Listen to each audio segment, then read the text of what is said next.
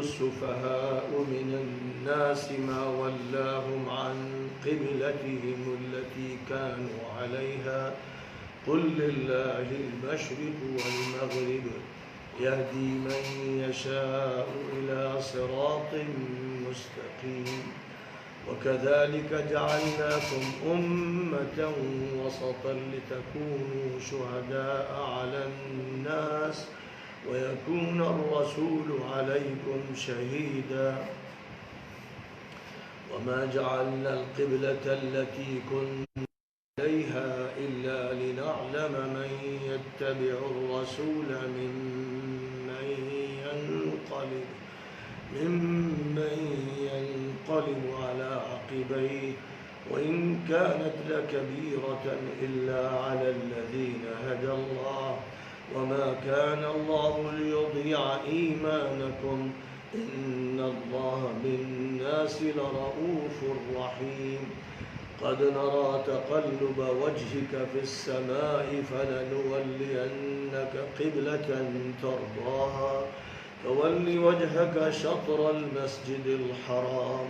وحيث ما كنتم فولوا وجوهكم شطرا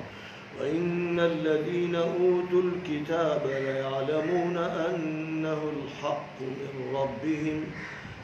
وما الله بغافل عما يعملون ولئن أتيت الذين أوتوا الكتاب بكل آية ما تبعوا قبلتك وما أنت بتابع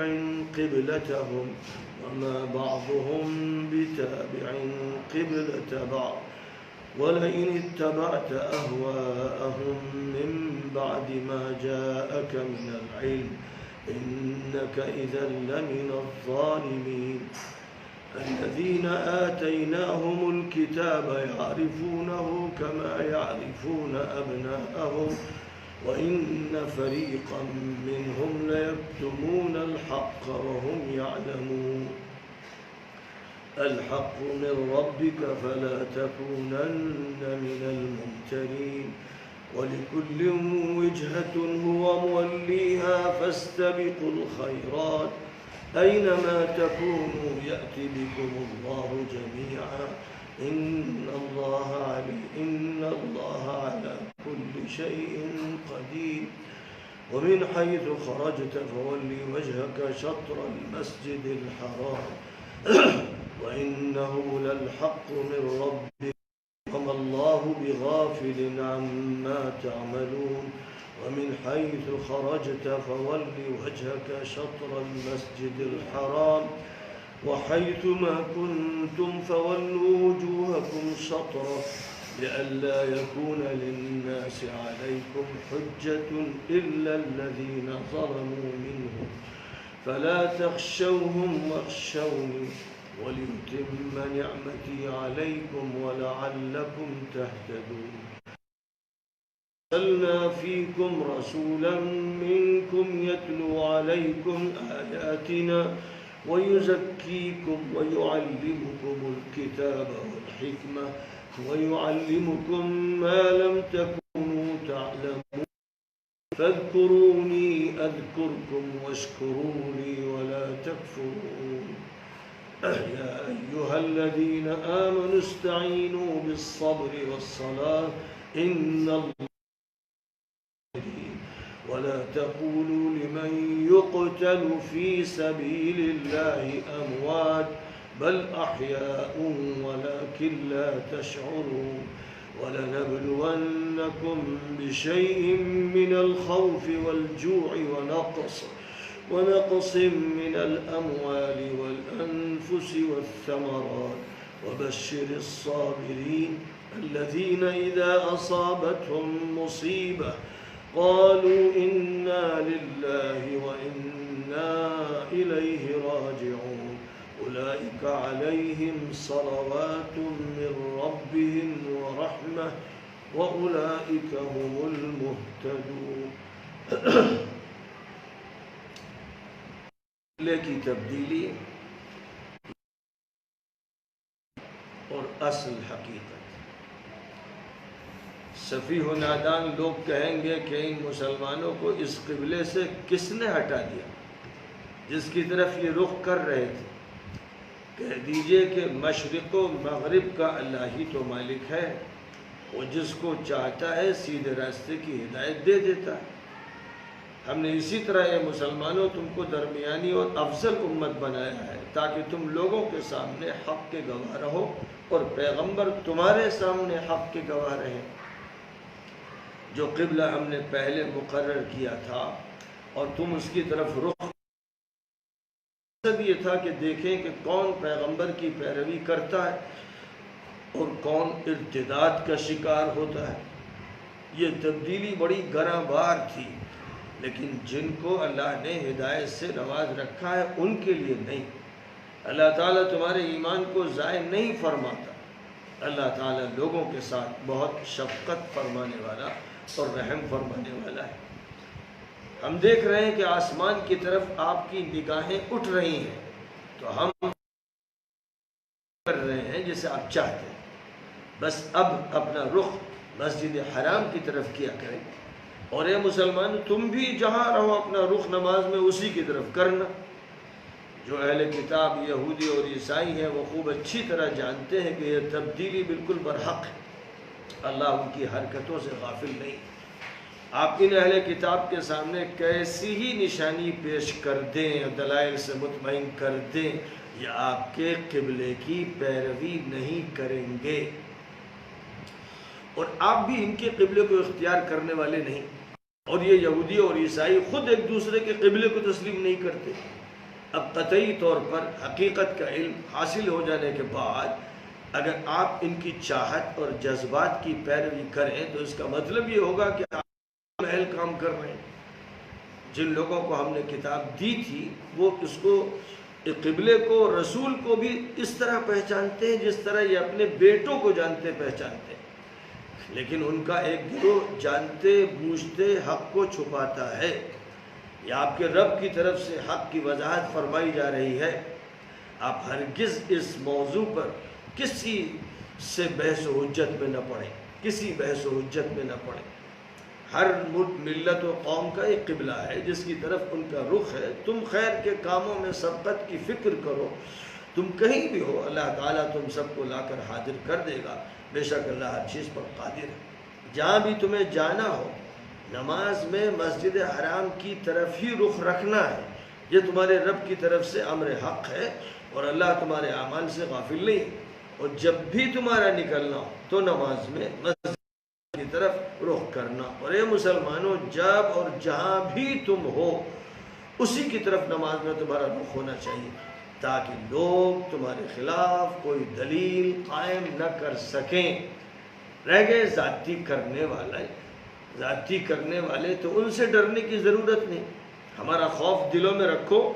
میرا مقصد یہ ہے کہ میں اپنا انعام تم پر تمام کر دوں اور تم لوگوں کو صحیح راہ مل جائے۔ بعثت محمدی اور اس کے مقاصد، اسی طرح ہم نے تم میں ایک رسول مبعوث کر دیا ہے جو تمہیں ہماری آیتیں پڑھ کر بتا رہا ہے اور تمہارے اخلاق سنوار رہا ہے، تمہیں کتاب کے مضامین و مطالب کی تعلیم دے رہا ہے اور حکمت اور دانشمندی سکھا رہا ہے اور ان چیزوں کا علم تم کو عطا کر رہا ہے جن سے تم واقف نہیں تھے۔ بس تم مجھے یاد رکھو، میں تمہیں یاد رکھوں گا، اور میرے شکر گزار بنو، میری ناشکری نہ کرو۔ سخت حالات میں صبر و استقامت کی تلقین۔ ایمان والو ضبط نفس اور نماز سے مدد حاصل کرو۔ اللہ کی معیت ان کو حاصل ہے جو صبر و استقامت کا ثبوت دیتے ہیں۔ اللہ کے راستے میں شہید ہونے والوں کو مردہ مت کہو، وہ زندہ ہے لیکن تمہیں اس کا احساس نہیں۔ ہم کسی قدر خوف و دہشت، فقر و فاقہ، مال، جانوں اور پیداوار کے نقصانات کے ذریعے تمہیں آزمائشوں سے گزاریں گے۔ ان حالات صبر و برداشت سے کام لیتے ہیں۔ جن پر کوئی مصیبت پڑتی ہے تو وہ یہ کہتے ہیں کہ ہم سب اللہ کے اور اللہ کے پاس جانے والے ہیں۔ ان لوگوں پر ان کے رب کی عنایتیں اور رحمتیں ہوتی ہیں اور یہی لوگ ہدایت یافتہ ہیں۔ آیت کریمہ 142 سے آیت کریمہ 51 تک سورۃ البقرہ کی یہ آیات پڑھی گئی ہیں اور ان کا رواں ترجمہ پیش کیا گیا ہے، اور ترجمے سے یہ بات بالکل صاف ہو گئی ہے کہ یہاں پر قبلے کی تبدیلی کا حکم دیا جا رہا ہے، اور قبلے کی جو تبدیلی ہے عارضی قبلے سے اصل قبلے کی طرف رجوع کرنے کا حکم دیا جا رہا ہے۔ قبلے کا یہ حکم اتنا اہم تھا اور اتنا انقلاب انگیز تھا اور اتنا تہلکہ خیز تھا اور اتنا جھنجھوڑ دینے والا تھا کہ کسی حکم کا بھی یہ انداز نہیں ہے کہ ایک مرتبہ، دو مرتبہ، تین مرتبہ، چار، پانچ، 6 مرتبہ دہرایا گیا ہے حکم کو مختلف پیرائے بیان۔ اتنا ایک ہی مقام پر مکرر سکرر کوئی حکم نہیں دیا گیا، لیکن قبلے کی تبدیلی کا مطلب تھا ملت کی تبدیلی، امت کی تبدیلی، وہ ایک بڑی تبدیلی تھا کے خلاف مہم چلائے اور پھر اس کے بعد کامیاب ہو جائے اور پھر اس کا یہ فیصلہ ہو کہ اب کیپٹل دلی نہیں ہوگا، بامبے ہوگا۔ تو یہ ایک معمولی واقعہ نہیں ہوگا، پورے ملک میں تہلکہ مچ جائے گا، ایک ہنگامہ ہو جائے گا، ہو سکتا ہے مظاہرے ہو، احتجاج ہو، لڑائیاں ہو، اور جو اس کے مضمرات کو بھی ان کی جو شخصیت ہے وہ ایسی اور ایسی تھی، اور ان کو اللہ کی طرف سے جو بلند مقامات ملے ان کی بنیادیں فلاں فلاں تھی، اور اس کے بعد انہوں نے مکہ مکرمہ میں کعبہ مقدسہ کو مرکز بنایا، جو مرکز ہمیشہ سے رہتی دنیا سے چلا آ رہا تھا، اس کی مرکزیت کا اعلان کیا، حج کا اعلان کیا، اور یہودی ہوں یا عیسائی ہوں یا جو جزیرۃ العرب کے مشرکین تھے اور جو ابھرنے والے مسلمان تھے، سب کے لیے وہی مرجع ہیں، اور ہدایت یہ ہے کہ ان کی ملت کو دانتوں تلے دابے رہنا، کسی حالت میں مت چھوڑنا، اسی ملت سے وابستہ رہنا، نبی کو یہ حکم، امتیوں کو یہ حکم، اور دنیا کی تمام ملتوں اور قوموں کو حکم، اور خاص طور پر یہودیوں اور عیسائیوں کو یہ حکم۔ تو ملت ابراہیمی کی حیثیت کو واضح کیا گیا، اور پھر یہ بتا دیا گیا کہ اسی ملت میں یہ جو ملت چلی آ رہی ہے حضرت عیسیٰ علیہ السلام سے 2000 سال پہلے سے، اسی ملت میں آخری نبی حضرت محمد صلی اللہ علیہ وسلم کو برپا کیا گیا۔ تو حضرت ابراہیم کی دعا کی قبولیت کا اظہار اس طرح ہوا کہ پہلے وہاں تو جب حضرت ابراہیم کا تذکرہ ہوا تو ان کی دعا کا ذکر کیا گیا، اور یہاں جب قبلے کی تبدیلی کا تذکرہ ہوا تو دعا کی قبولیت کا اعلان ہوا۔ اس لیے مجھے اتنی لمبی آیتیں پڑھنی پڑی، کیونکہ یہ جتنی آیتیں پڑھی گئی ہیں سب ایک دوسرے سے پیوست ہیں، اور جو بنیادی موضوع ہے اس سے تعلق ہے، یعنی آخری رسالت کا اور ختم نبوت کا اور نبی کی سیادت عالم کا اور سید المرسلین ہونے کا، اور جو بھی آپ کے مقامات ہیں ان مقامات کا اس سے تعلق ہے کہ ملت ابراہیمی کے اب آپ عالمی اور دائمی نبی بنائے گئے ہیں، اور وہ مکہ مکرمہ جو زمین کے بیچ میں ہے اور جس کے بیچ میں کعبہ مقدسہ کی عمارت تعمیر کی گئی، اور اس کو اللہ تعالیٰ نے قبلہ بنایا پوری انسانیت کے لیے، اب اس قبلے کا وہ دور شروع ہوا ہے کہ قیامت تک کوئی دوسرا قبلہ نہیں ہوگا، اب کوئی دوسرا مرکز نہیں ہو۔ ایک زمانہ تھا کہ شہر القدس کو مرکز بنایا گیا، اب شہر القدس نمبر 3 پہ چلا گیا ہے، نمبر 1 پر مکہ، نمبر 2 پر مدینہ، نمبر 3 پر شہر القدس، نمبر 1 پر مسجد حرام، نمبر 2 پر مسجد نبوی، نمبر 3 پر مسجد اقصی۔ تعمیر کے اعتبار سے مسجد اقصی کی تعمیر بیت اللہ کی تعمیر کے بعد ہوئی، کعبہ مقدسہ کی تعمیر کے بعد وہ دنیا کی دوسری تعمیر شمار کی جاتی ہے، اور حضور اکرم صلی اللہ علیہ وسلم کے ذریعے مدینہ منورہ میں پہلے قباء کے مقام پر اور پھر شہر کے اندر جو مسجد تعمیر کی گئی ہے حضرت عیسیٰ کے، یہ سمجھ لیجئے کہ تقریباً 620 اور 23 سال کے بعد عمل ہوا ہے۔ اب یہاں پر چونکہ اللہ تعالیٰ کی طرف سے فیصلہ ہونے والا تھا، اور حضور اکرم صلی اللہ علیہ وسلم جب تک مکہ مکرمہ میں رہے تو مکہ مکرمہ کا معاملہ یہ ہے کہ آپ یہ دیکھیے کہ جناب یہ جو ہے نا یہ آپ کی جزیرۃ العرب، یہ جزیرۃ العرب یا یہاں چھوٹا سا یہ بنا ہوا ہے، اس جزیرۃ العرب میں مکہ یہاں پر ہے، یہ جدہ ہے بالکل ساحل پر، تھوڑا سا آگے بڑھ کر مکہ ہے۔ اب مکے کی سیدھ میں نارتھ میں شہر القدس ہے اور بیت المقدس ہے۔ بیت المقدس نارتھ میں ہے، یعنی وہ فلسطین میں ہے، فلسطین کے شہر القدس میں ہے، شہر القدس کا وہ مرکزی مقام مسجد اقصی کا ہے۔ تو حضور صلی اللہ علیہ وسلم کے کو اللہ تعالیٰ نے قرآن کی کسی آیت میں یہ حکم نہیں دیا کہ آپ بیت المقدس کی طرف رخ کریں، لیکن حضور صلی اللہ علیہ وسلم کو غالباً قرآن کے بغیر جو اللہ کی طرف سے ایک وحی آتی تھی، اس وحی کے ذریعے یہ کہا گیا کہ آپ اس کی طرف بھی رخ کریں۔ تو حضور صلی اللہ علیہ وسلم نے یہ کیا کہ کعبہ مقدسہ کے سامنے یہاں کھڑے ہوتے تھے، یعنی کعبے کے دروازے کے سامنے کھڑے ہوتے تھے۔ جب یہاں کھڑے ہوگا کوئی تو کعبہ سامنے ہوگا اور بیت المقدس بھی سامنے ہوگا۔ تو بیت المقدس کی طرف رخ کرنے کے لیے کعبے کی طرف پیٹھ کبھی نہیں کی حضور نے۔ یہ نہیں ہوا کہ آپ نے یہاں سے نماز پڑھی ہو کہ بھائی کر کے پڑھنا ہے، یہ کسی ایک نماز میں ثابت نہیں۔ آپ نماز میں ہمیشہ کعبے کے سامنے رہے، کعبے کو اپنے آگے رکھا، اپنے سامنے رکھا۔ لیکن عام طور پر ہمارے یہاں محدثین و مفسرین کا یہ کہنا ہے کہ اللہ تعالیٰ کی طرف سے یہ حکم کیا گیا تھا ابتداءً کہ آپ بیت المقدس کی طرف رخ کریں، اور یہودی بھی رخ کرتے تھے اور عیسائی بھی کرتے تھے، لیکن بس فرق یہ تھا کہ عیسائیوں نے اس کا جو مشرقی حصہ ہے، پوربی حصہ، اس کو اپنا قبلہ بنا رکھا تھا، اس لیے کہ حضرت مریم علیہ السلام پوربی حصے میں قیام پذیر رہی تھی، اور یہودیوں نے ان کی ضد میں نٹ کھٹ یہودیوں نے پچھمی رخ کو، یعنی بیت المقدس کے پچھمی رخ کو انہوں نے اپنا قبلہ بنا لی۔ پھر دھیرے دھیرے یہ جھگڑا بیت المقدس سے ہٹ کر پچھم پورا پچھم میں رہ گیا، اور اسی وجہ سے اللہ تعالیٰ کی طرف سے یہ ہدایت فرمائی گئی کہ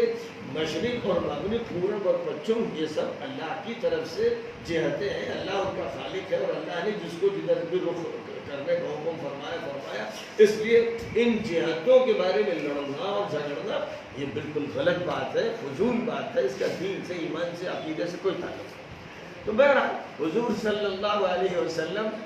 مکہ مکرمہ میں کعبہ مقدسہ کے ادھر پیچھے ساؤتھ کی طرف کھڑے ہو کر نماز پڑھتے تھے کہ دروازہ جو ہے کعبے کا وہ آپ کے سامنے اکثر ہوتا تھا، اور یہاں سے جب نماز پڑھتے تھے تو پھر یہ سیدھا جو رخ چلا جا رہا ہے یہ جاتا تھا بیت المقدس پر۔ کوئی مسئلہ نہیں۔ اب حضور صلی اللہ علیہ وسلم جب مدینہ منورہ چلے گئے، مدینہ منورہ مکے سے نارتھ میں ہے، مکے سے نارتھ ایسٹ میں ہے، اور آگے بڑھ گیا، اور ہے 450 کلومیٹر، یعنی جیسے لگ بھگ دلی کا فاصلہ سمجھیے، یہاں سے لکھنؤ سے دلی، اتنی دور پر یہ مدینہ منورہ ہے، اور وہ بالکل مکے کی سیدھ میں نہیں ہے، تھوڑا سا ایسٹ میں ہے۔ تو اب یہاں سے حضور پاک علیہ السلام اگر مسجد اقصی کی طرف رخ کریں گے تو پھر آپ کا جو پیٹھ کا حصہ ہے وہ آ جائے گا کعبے کی طرف، یعنی بالکل پیٹھ نہیں ہو رہی ہے، لیکن یوں سمجھیے کہ جب آدمی نمازی کھڑا ہوگا اور بیت المقدس کی طرف رخ کرے گا، اور مدینہ مکہ ادھر ہے، مدینہ یہ ہے، تو اس کا رخ ادھر تو ہو جائے گا بیت المقدس کی طرف، اور ادھر سائڈ میں یعنی ویسٹ کا جو سائڈ، ساؤتھ ویسٹ، اس میں مکہ ہے، لہذا پیٹھ تو نہیں ہو رہی ہے لیکن پیٹھ دوسرے رخ پر ہے، اور نماز ہو رہی بیت المقدس کی طرف۔ جب آپ نے یہ عمل کیا تو دو طرف سے آپ کو ٹارگٹ کیا گیا۔ مکے والوں نے کہا کہ دیکھا یہاں بڑی باتیں کرتے تھے، میں ابراہیمی ہوں، میں چنا ہوں اور توحید کی دعوت لے کر آیا ہوں، اور کعبہ ایسا اور کعبہ ویسا، مدینے گئے تو یہودی ہو گئے، اب یہودیوں کا قبلہ اختیار کیا جا رہا ہے۔ تو مکے والوں نے خوب پروپیگنڈا کیا، خوب ہنگامہ کیا کہ یہ ان کا حال ہے، کچھ اعتبار نہیں ہے، جیسا دیش ویسا بھیس، اور یہ جا کے وہاں یہودی بن رہے ہیں۔ یہ تبصرے چھاٹے جاتے رہے، بہت ڈیمیج کرنے کی کوشش کی گئی، کیونکہ کعبے کا مسئلہ ایسا تھا کہ پوری عرب دنیا اس پر متفق تھی، کسی کو ادنا اختلاف نہیں تھا، اس لیے اس سے ہٹ کر کسی اور طرف رخ کرنا بہت آزمائشی مسئلہ تھا۔ اب حضور کا حال یہ تھا کہ حکم ہے اللہ،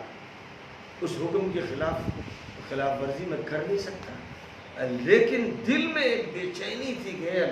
اللہ کعبے کو قبلہ بنا دیجیے، یہ تڑپ تھی۔ لیکن اللہ تعالیٰ نے آزمائشی اور امتحانی طور پر 16 مہینے تک قبلہ بیت المقدس کو رکھا۔ تو جو مسجد بنائی گئی نا، ہم یوں سمجھ لیجیے یہ اگر مسجد نبوی ہے تو قبلہ اس رخ پہ ہے، نمازیں سب لوگ ادھر پڑھ رہے ہیں۔ 16 مہینے کے بعد رجب کے مہینے میں اللہ تعالیٰ کی طرف سے یہ آیات کریمہ اتری، جن میں کہہ دیا گیا فَوَلِّ وَجْهَكَ شَطْرَ الْمَسْجِدِ الْحَرَامِ، اب مسجد حرام کی طرف رخ کر کے نماز پڑھی۔ تو جب یہ بات فرما دی گئی تو بعض حضرات مسجد میں نماز پڑھ رہے تھے اور وہ ادھر رخ کیے ہوئے تھے، جیسے ہی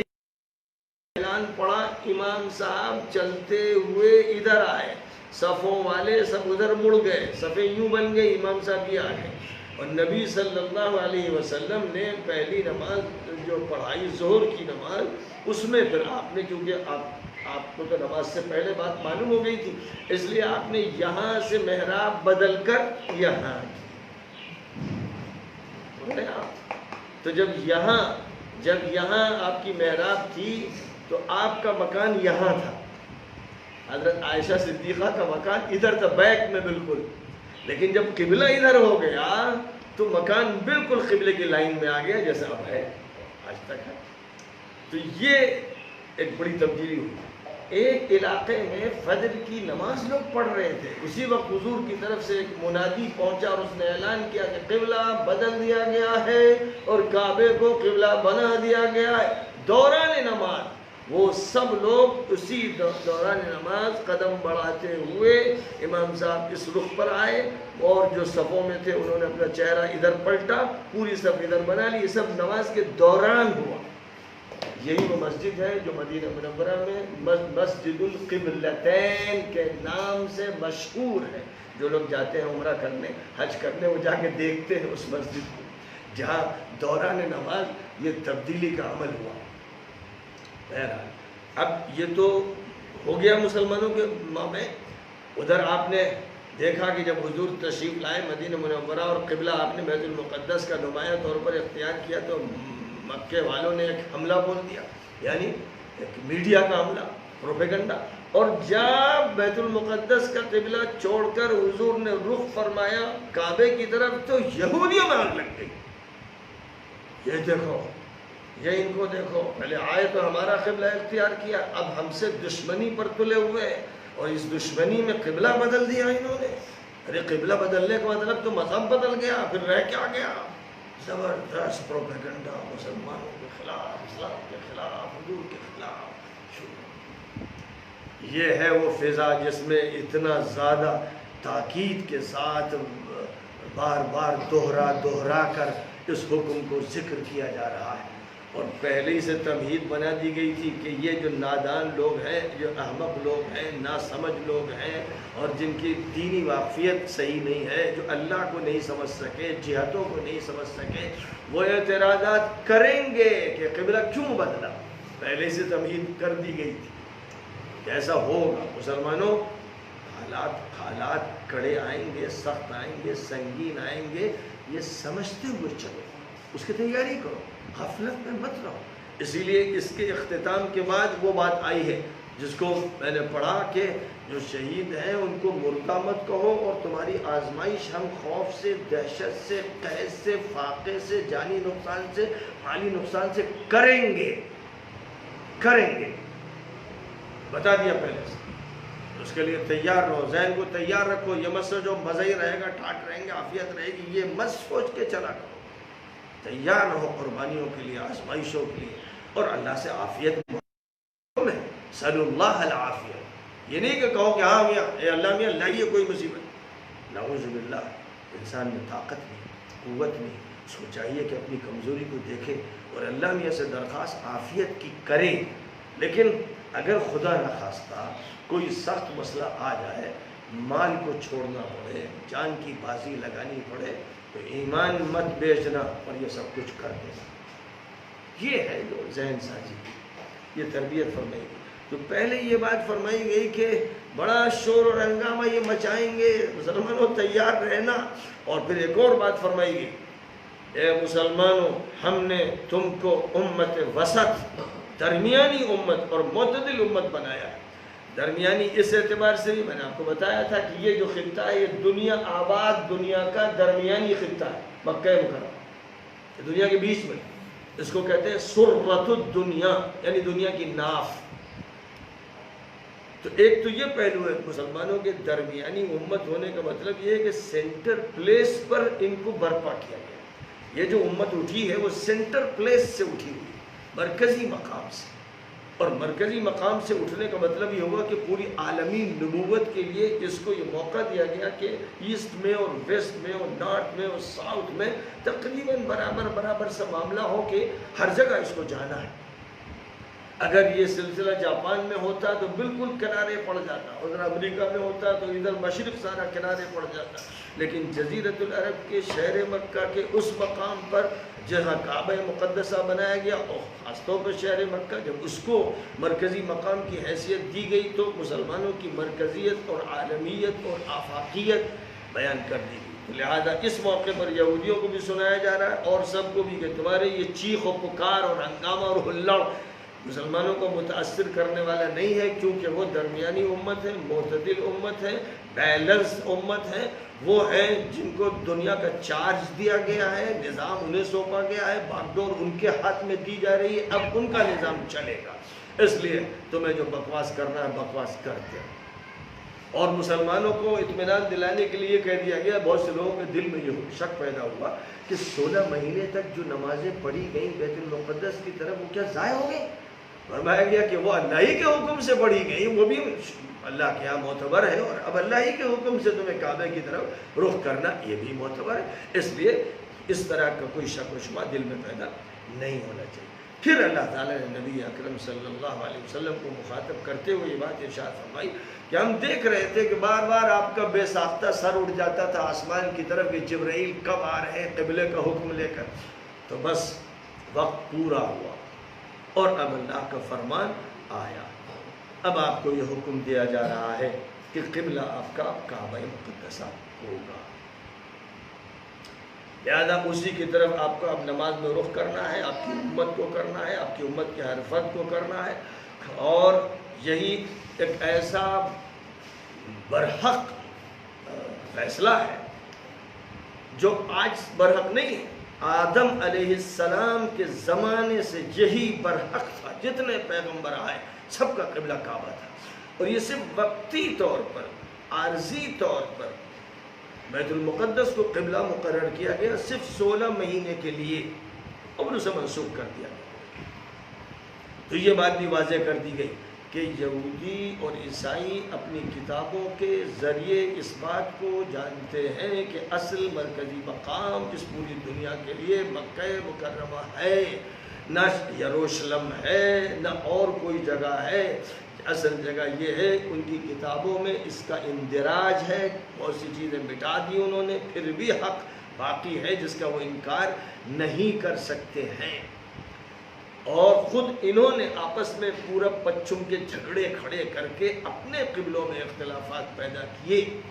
اور یہ لوگ تمہارا قبلہ نہیں مانیں گے، تم کتنے ہی جتن کر لو، کتنا سمجھا دو، کتنی دلیلیں دے دو، یہ ایسے گٹھل قسم کے اور ضدی اور اڑیل قسم کے لوگ ہیں کہ جو بس اپنی گمراہی پر اڑے رہیں گے، اسی پر جئیں گے، اسی پر مریں گے، لیکن یہ اللہ کی طرف سے امر حق ہے، فیصلہ حق ہے، فَلَا تَكُونَنَّ مِنَ الْمُمْتَرِينَ، کوئی شک شبہ اس معاملے میں دل میں پیدا نہیں ہونا چاہیے۔ تاریخ میں اللہ تعالیٰ نے بہت سی قومیں پیدا کی اور بہت سے لوگوں نے اور قوموں اور ملتوں نے اپنے اپنے قبلے طے کر لیے، لیکن بات اصل یہ ہے کہ اللہ کا فرمان کون مان رہا ہے اور کون من مانی کر رہا ہے۔ اصل بات بندوں کو یہ چاہیے کہ وہ اللہ کے فرمان کو اور اللہ کے امر کو تسلیم کریں، اسی کے مطابق عمل کریں۔ اس لیے اب یہ بات بہت صاف کھول کر بار بار فرد سے کہی جا رہی ہے، جماعت سے کہی جا رہی ہے، مسافر سے کہی جا رہی ہے اور مقیم سے کہی جا رہی ہے کہ قبلے کی طرف رخ کرنا ہے۔ ہاں اگر سفر کی حالت میں تم سمجھ نہیں پا رہے ہو کہ قبلہ کدھر ہے اور تم نے نماز کسی رخ پر پڑھ لی فثم وجہ اللہ، تو بس سمجھو کہ اللہ کی ذات کو سجدہ ہو گیا۔ جہاں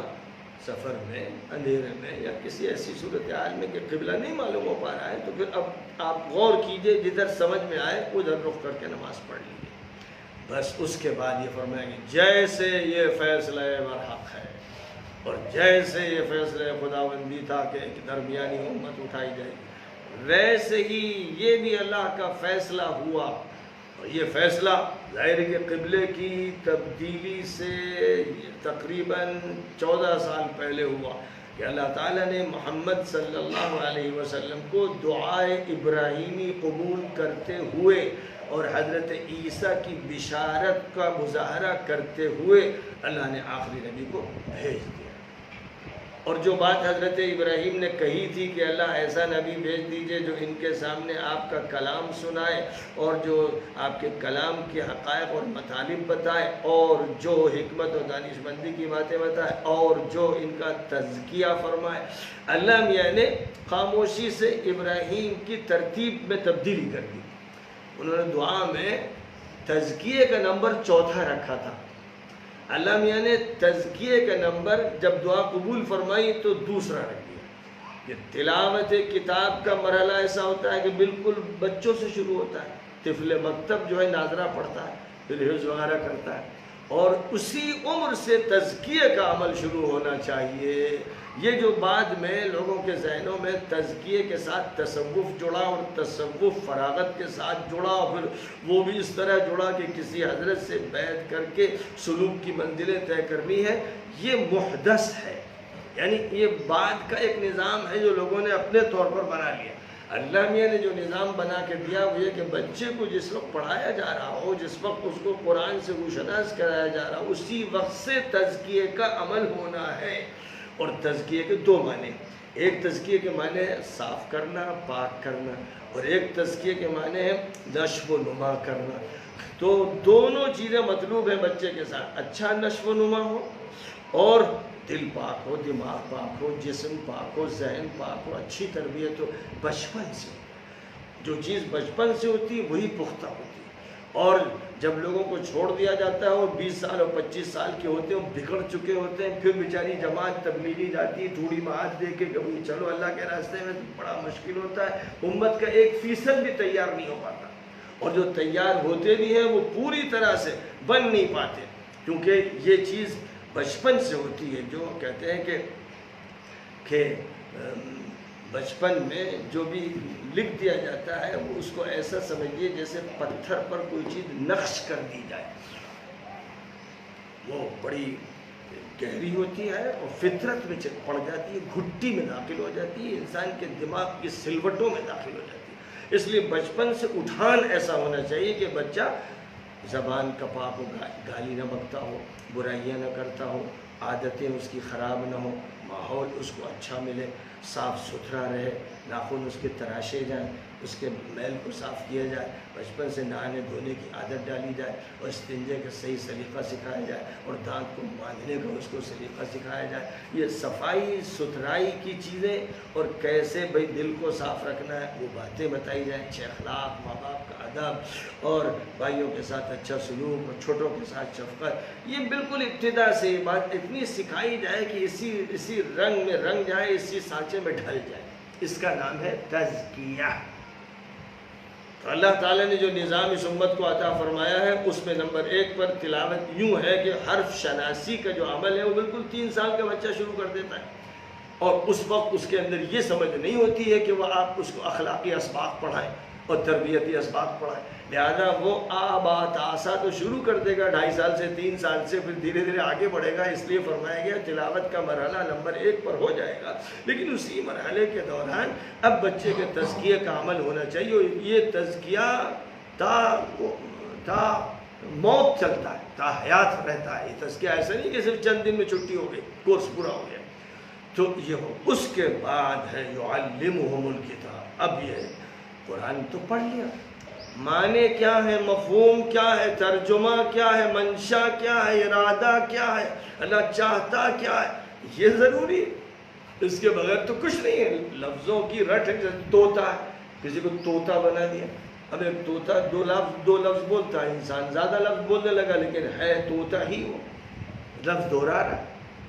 ابھی انسان کو دماغ دیا گیا سوچنے کے لیے، ہاتھ پیر دیے گئے عمل کے لیے، اور قرآن دیا گیا اللہ کے میسج کے طور پر، اور دیا گیا عمل کے لیے۔ اس لیے قرآن کا سمجھنا ضروری ہے، بغیر اس کے چارے کار ہے ہی نہیں۔ اس لیے نبی کو جو کام سونپے گئے وہ تیسرا کام یہ ہے کہ قرآن بتائیں، سمجھائیں، سکھائیں۔ چوتھا کام یہ ہے کہ قرآن کے بعد حضور کی حدیثیں، حضور کی سیرت ہے، انبیاء کی سنت ہے، اس سے بتائیں۔ اور یہ وہ باتیں ہیں جن کو حکمت کی باتیں کہا گیا ہے۔ یہ حکمت کی باتیں ہیں، یہ اسلامی تہذیب کی باتیں ہیں، یہ ملت اسلامی کی باتیں ہیں، یہ اسلامی آداب ہے، یہ اسلامی اخلاق ہے۔ تو وہ سارا دائرہ حکمت میں جتنے علوم ہیں مفید سب آ جاتے ہیں۔ اس طرح سے یہ نظام عطا فرمایا گیا اور قبلے سے اس کا رشتہ جوڑ دیا گیا۔ اب اللہ تعالیٰ فرمایا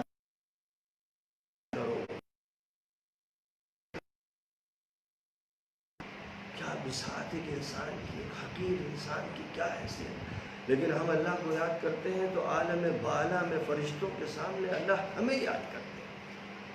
حدیث پاک میں فرمایا گیا یہ جو دینی مجلس ہو رہی ہے، قرآن پڑھا جا رہا ہے، حضور نے فرمایا کہ جب کچھ لوگ بیٹھتے ہیں، قرآن پڑھتے ہیں، مذاکرہ کرتے ہیں، دین کی باتیں کرتے ہیں، تو فرشتے اوپر سے آتے ہیں، رحمت انہیں ڈھانپ لیتی ہے، فرشتے ان کو جلو میں لے لیتے ہیں، سکینت کا نزول ہوتا ہے، اور اللہ ان کا اس وقت فرشتوں کے مابین تذکرہ کر رہا ہوتا ہے۔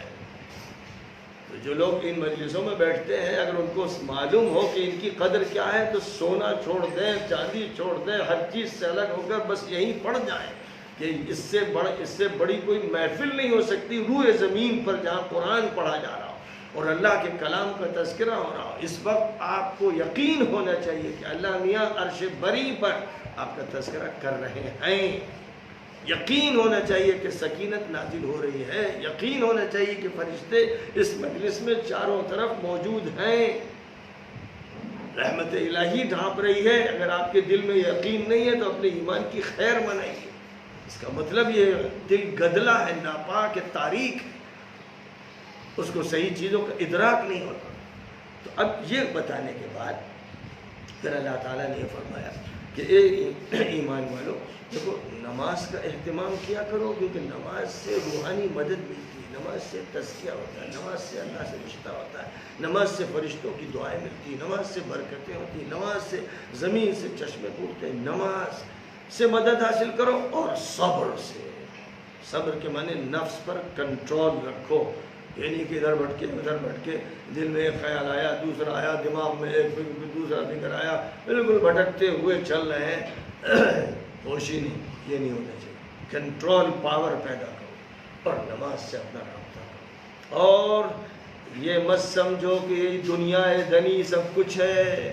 اس دنیا دنی کو چھچڑا سمجھو، اس کو سمجھو مچھر کے پر کے برابر نہیں، یہ سمجھو، مانو، یقین کرو۔ اگر یہ دل میں تمہارے بیٹھی ہے تو پھر ایمان رخصت ہو جاتا ہے،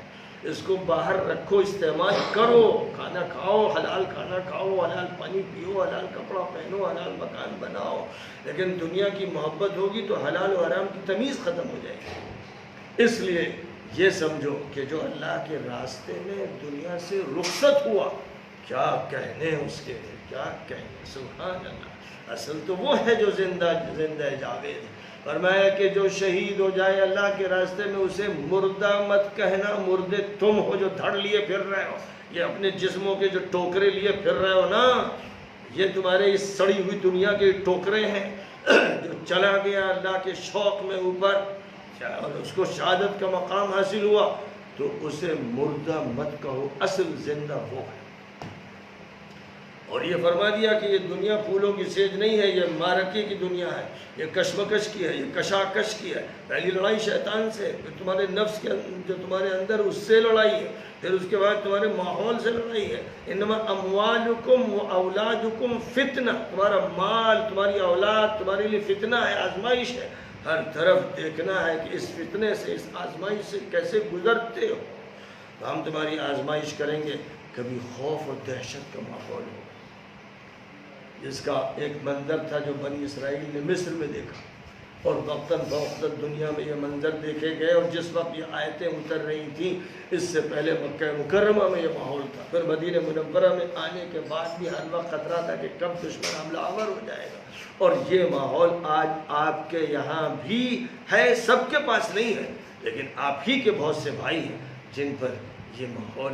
مسلط ہے خوف و دہشت کا۔ اور پھر بھوک، کتنے ایسے لوگ ہیں جو بھوک سے پریشان ہیں۔ ماشاءاللہ آپ کو کھانا مل رہا ہے، اور کھانا ضرورت سے زیادہ مل رہا ہے۔ انسان ایک روٹی سے اپنا کام چلا سکتا ہے، دن بھر میں ایک کھانے سے کام چلا سکتا ہے، لیکن ہم اور آپ 2 مرتبہ 3 مرتبہ، بلکہ رمضان جب آتا ہے تو کھانا بڑھتا ہے، کم نہیں ہوتا ہے، صرف اوقات بدل جاتے ہیں۔ رات کو لوگ جاگتے ہیں اور پوری طرح سے چڑھتے ہی رہتے ہیں۔ تو اس اعتبار سے کھانا رمضان میں بڑھتا ہے، کم نہیں ہوتا، لیکن یہ بڑھتا ہے ایک تو برکت کے ساتھ بڑھے،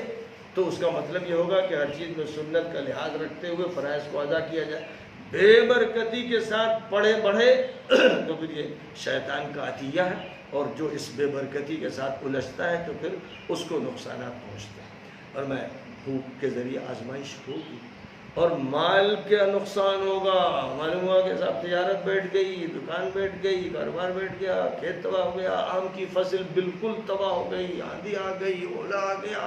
ٹڈی دل نے کھیت چٹ کر دیے، کچھ بھی ہوتا ہے۔ اور یہاں دشمنوں سے جو مقابلہ ہے اس کی وجہ سے پیداوار کا نقصان ہوگا، تجارتوں کا نقصان ہوگا، اور کبھی بھوک برداشت کرنی پڑے گی، خوف و دہشت کا ماحول ہوگا، پیداوار کو نقصان پہنچے گا۔ لیکن جو لوگ بھی اس پر صبر کریں گے، اللہ تعالیٰ کی طرف سے فرمایا گیا ان کو اے نبی خوشخبری دے دیجیے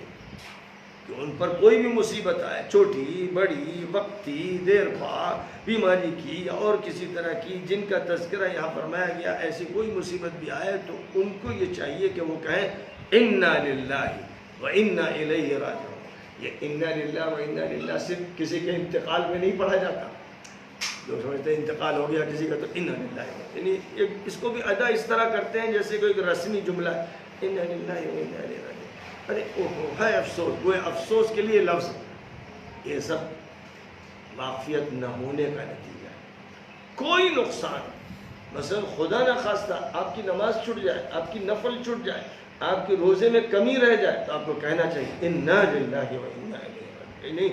آپ کو اس کا اظہار تکلیف کا کرنا چاہیے اس طرح، اور پھر معنی سمجھنا چاہیے۔ انا للہ کے معنی ہم اللہ کے ہیں، وَإِنَّا إِلَيْهِ رَاجِعُونَ، اور ہم سب کو اللہ کی طرف جانا ہے۔ تو اگر کسی کا انتقال ہوتا ہے تو وہی نہیں گیا، ہم بھی جائیں گے، آ رہے ہیں بھائی، آ رہے ہیں، تو آپ پہلے چلے گئے، ہم بعد میں آ رہے ہیں۔ اسی لیے یہ حکم ہے جب قبرستان جائیے، فرمایا گیا قبرستان جایا کریں، اور جب جائیں تو کیا کہیں؟ السلام علیکم دار قوم مؤمنین انتم لنا سلف ونحن لکم خلف وإنا انشاء اللہ بکم للاحقون۔ السلام علیکم، قبر والوں کو سلام ہو، آپ لوگ پہلے چلے گئے، ہم لوگ بھی پیچھے ہیں، آ رہے ہیں اور آپ سے ملیں گے، یہ کہا جاتا ہے قبرستان جا کے۔ موت کو یاد کیا، یہ نہیں کہ ان کے لیے چراغ جلا دیا اور چادر چڑھا دی، یہ تو بیوقوف احمق لوگوں کے کام ہیں، ان کو نہ چراغ سے کچھ لینا دینا نہ چادر سے۔ ان کے لیے تو دعا کیجئے، ایصال ثواب کیجئے جس کا معنوی فائدہ ہو، مادی فائدے کا ان کے پاس کوئی وقت نہیں رہ گیا ہے۔ اور اپنی فکر کیجئے، یعنی اپنی موت کی تیاری کیجئے۔ صبح اٹھئے تو یہ سمجھیے پتہ نہیں شام ہوگی کہ نہیں، شام ہو تو یہ سمجھیے پتہ نہیں صبح ہوگی کہ نہیں، اس طرح زندگی گزاریے، ہر دن ایسا گزرے کہ سمجھیے موت کھڑی ہے سامنے، تو تیاری کے ساتھ رہیے، اور یہ کہیے انا للہ، سب اللہ، تو جب چاہے امانت لے لیں، اعتراض کون کر سکتا ہے، سب کو جانا ہے اسی طرح۔ تو جو لوگ یہ رویہ اختیار کریں گے ان پر اللہ کی عنایتیں ہوں گی، کرم فرمائیاں ہوں گی، رحمتیں ہوں گی، نعمتوں کی بارشیں ہوں گی، بڑے اعلانات کیے گئے ہیں، بڑی خوشخبریاں دی گئیں، اور یہ سند دی گئی، سرٹیفائی کیا گیا، اولئک هم المہتدون، یہی لوگ ہیں جو ہدایت یافتہ ہیں۔ جن لوگوں میں یہ صفات ہوں گی وہی ہدایت یافتہ ہیں، جن میں یہ باتیں نہیں ہیں وہ ہدایت سے ہٹے ہوئے ہیں۔ تو اس طرح سے بات اس موضوع پر بہت کھول کھول کر سمجھائی گئی۔ وآخر دعوانا ان الحمدللہ